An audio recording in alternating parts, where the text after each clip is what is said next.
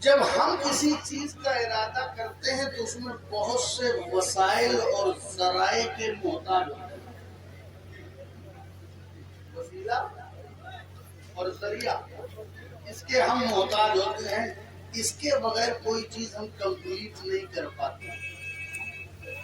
بہت سے لوگ وسیلے اور ذرائع کا انکار کرتے ہیں، مگر ان کو سمجھنا چاہیے کہ بغیر وسیلے اور ذریعے کی کوئی چیز مکمل نہیں ہوتی.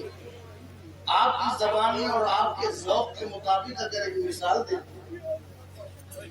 کہ اگر آپ نے ایک پراٹھا کھانے کا ارادہ کیا، آپ نے ایک پراٹھا اپنے گھر میں سوچا کہ ایک پراٹھا کھایا، تو اس کی کہانی شروع کہاں سے ہوئی؟ پراٹھا کیسے ہوتا؟ پراٹھے کے لیے کیا ہونا چاہیے؟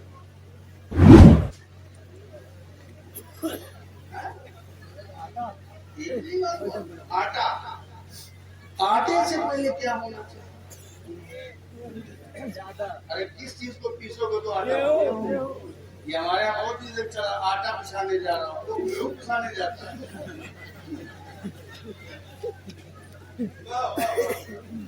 میں آٹا پسانے جا رہا ہوں تو آٹے سے پہلے گیہوں. اب گیہوں کیسے ہوگا؟ گیہوں کہاں ہوگا؟ کھیت میں ہوگا. اپنے آپ ہوگا کسان. اب اس کو بوائی، کٹائی، پسائی، پانی، گوندنا، بنانا، stove, gas cylinder, L P G, چولہا، کتنے وسیلے. ایک پراٹھا کھانے کے لیے کسان بھی ہے، ٹریکٹر بھی ہے، جوتائی بھی ہے. اتنے مرحلے سے گزر کے اسلم وارثی صاحب نے کہا کہ نہیں حضرت ایک وسیلے کی اور ضرورت ہے. میں نے کہا کیا؟ کہا ٹی کے موڈ کی بھی ضرورت ہے. سب سے بڑا وسیلہ. اتنے وسیلے کے بعد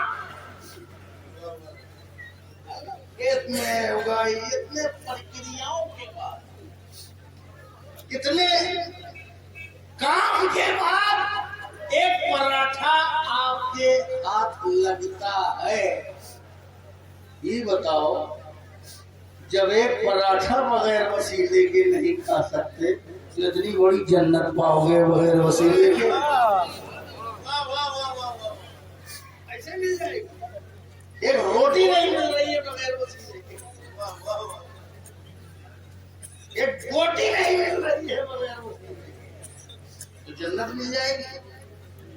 تو ہم اپنے ارادوں کی تکمیل کے لیے وسائل اور ذرائع کے محتاج ہوتے ہیں.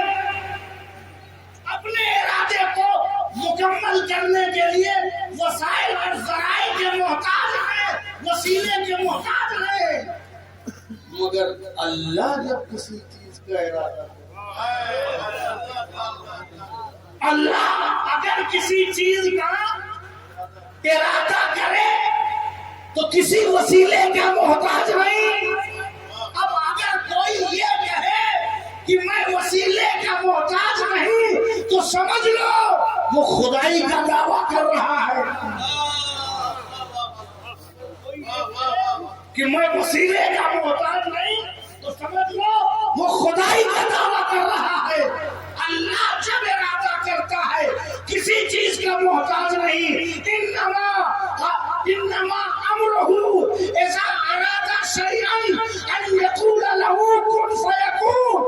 اللہ جب کسی چیز کا ارادہ کرتا ہے تو کہتا ہے ہو جا، تو وہ چیز ہو جاتی ہے.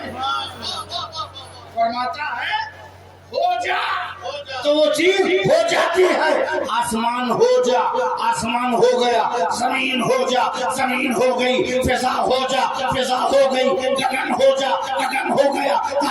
ہو جا، دھرتی ہو گئی پاتال ہو جا، پاتال ہو گیا پھول ہو جا، پھول ہو گیا چشمہ ہو جا، چشمہ ہو گیا پانی ہو جا، پانی ہو گیا۔ اس نے کہا ہو جا، اس کے ارادے میں جیسے ہی ارادہ ہوا چیز ہو جاتی ہے۔ اب اگر اللہ یہ ارادہ کرے کہ اہل بیت کو ناپاکی سے پاک کر دیا جائے، اب اگر اللہ یہ ارادہ کرے کہ ناپاکی سے اہل بیت کو دور کر دیا جائے، انما یرید اللہ لیذھب عنکم الرجس اہل البیت یطہرکم تطہیرا۔ اللہ کا یہی ارادہ ہے، اللہ کا یہی ارادہ ہے کہ تم سے ناپاکی کو دور کر دے۔ اے اہل بیت تم کو خود پاک پاک کر دے، پاکیزہ بنا دے۔ تو پتہ چلا یہ اللہ کا ارادہ ہے، تو اب اس میں کسی کی ضرورت نہیں۔ اہل بیت کو کسی دارالعلوم نے نہیں پاک کیا، کسی دارالفتہ نے نہیں، کسی ملا نے نہیں، خود اللہ نے پاک کیا۔ نعرہ تکبیر، نعرہ رسالت، عظمت اہل بیت، عرس مقدس۔ یہ آپ کے منقبت پڑھنے سے اہل بیت پاک نہیں ہوگا، آپ کے شعر کہنے سے اہل بیت پاک نہیں ہوگا۔ سچائی آپ یہ سوچ لیں کہ آپ کی وجہ سے اہل بیت کا مقام پڑا، سادات کا مقام جی نہیں، سادات کی وجہ سے آپ کا مقام نہیں، اہل بیت کی وجہ سے آپ کا ہوا۔ اتنا پاک ہوا، اتنا پاک ہوا کہ اپنے وقت کا انصاف پسند متطہر محقق تیری نسل پاک میں ہے بچہ بچہ نور کا، تو ہے عین نور، تیرا سب گھرانا نور کا۔